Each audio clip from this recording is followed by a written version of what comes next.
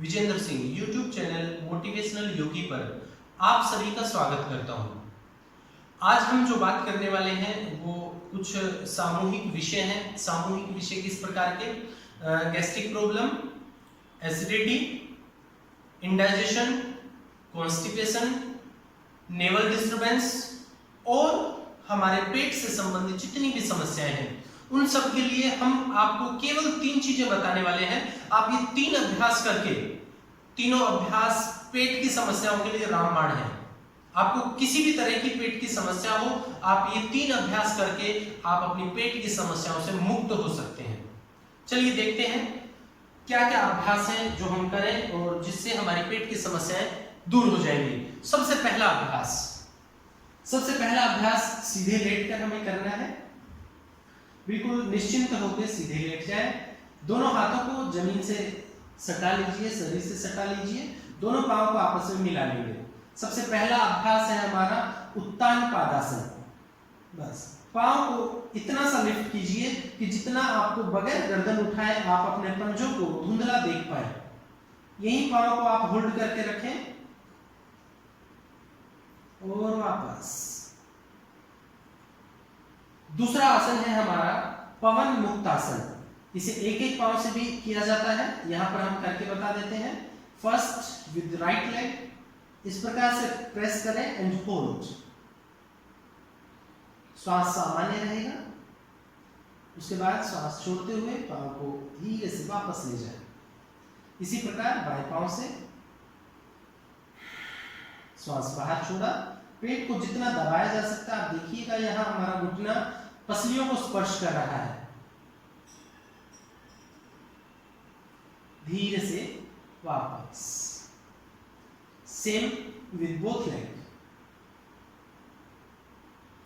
आप जितना ग्रिप कर सकते हैं, दोनों फिंगर से दबा सकते हैं, कलाई को पकड़ सकते हैं या कोहनियों को पकड़ सकते हैं। जितना मैक्सिमम आप प्रेस कर सकते हैं पेट को कीजिएगा। श्वास सामान्य। जहां से पांव को उठाया था वहीं वापस। ये 2 आसन हैं और हम एक बता रहे हैं आपको प्राणायाम, और वह प्राणायाम है कपालभाति प्राणायाम।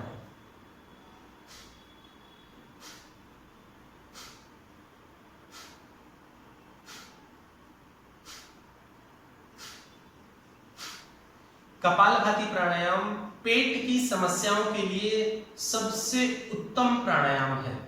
इससे बेहतर प्राणायाम पेट के लिए कुछ हो ही नहीं सकता, क्योंकि ये प्राणायाम हमारी उदर मांसपेशियों के उदरस्थ अवयवों की इस प्रकार से सहजता से, सुगमता से, सरलता से और बहुत ही विनम्रता के साथ पेट के अवयवों की मसाज करता है। और आपको पता ही है मसाज कितना आवश्यक होता है, कितना महत्वपूर्ण होता है। तो ये प्राणायाम, तो ये 3 चीजें हो गई हैं। अब हम इनके क्रम बता देते हैं कि आपको कितनी समय तक इसको करना है। मैं केवल अभी उन लोगों की बात कर रहा हूं जो अभी बीमार हैं, पेट की समस्याओं से ग्रसित हैं, जिनका पेट साफ नहीं होता है, पेट फूला रहता है, पानी पीने के बाद फूल जाता है, यूरिनेशन अच्छे से नहीं होता है, गैस एसिडिटी की प्रॉब्लम रहती है, पेट की कोई भी समस्या हो, आप ये 3 अभ्यास करके स्वस्थ हो सकते हैं। पहला अभ्यास उत्तान पादासन, दोनों पांव से नहीं हो सकता है, एक एक पांव से कर सकते हैं। कम से कम 3-3 आवृत्तियां आपको अवश्य करनी है, एक एक पांव से, फिर दोनों पांव से एक साथ। उसके बाद पवन मुक्त आसन, फर्स्ट विद सिंगल लेग, एक एक पांव से, फिर दोनों पांव से एक साथ, 3-3 आवृत्तियां। उसके बाद आ जाते हैं कपालभाति प्राणायाम पर। आप इन आसनों को धीरे धीरे अपनी क्षमता के साथ साथ बढ़ाते हुए भी आगे बढ़ सकते हैं। एक एक आसन को आप करीब 2-2 मिनट तक ले जा सकते हैं। 2 ही आसन है, 2-2 मिनट आप दोनों आसनों का अभ्यास कर सकते हैं।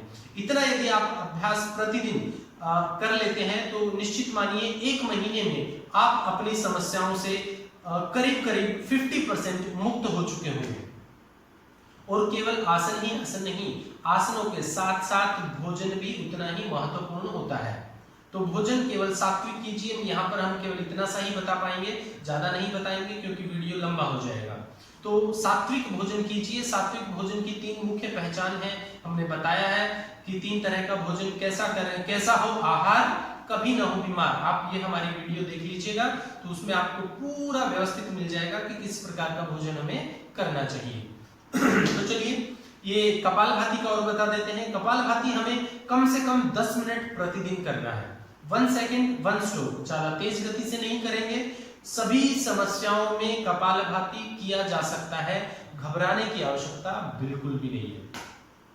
कुछ लोग डरते हैं कि कपालभाति करने से कुछ गलत तो नहीं हो जाएगा, बीपी तो नहीं बढ़ जाएगा, तो ये सब मिथ्स हैं, झूठ हैं। आप इनको नजरअंदाज करके और अपने अभ्यास को धीरे धीरे बढ़ाएं। यदि आपको डर लग रहा है तो आप किसी योग्य प्रशिक्षक के सानिध्य में ये सब अभ्यास कर सकते हैं। तो हमारी अपेक्षा है कि आप ये सब अभ्यास करके अपने आप को स्वस्थ, निरोगी, आरोग्य बनाएंगे और निरंतर स्वस्थ रहेंगे। धन्यवाद।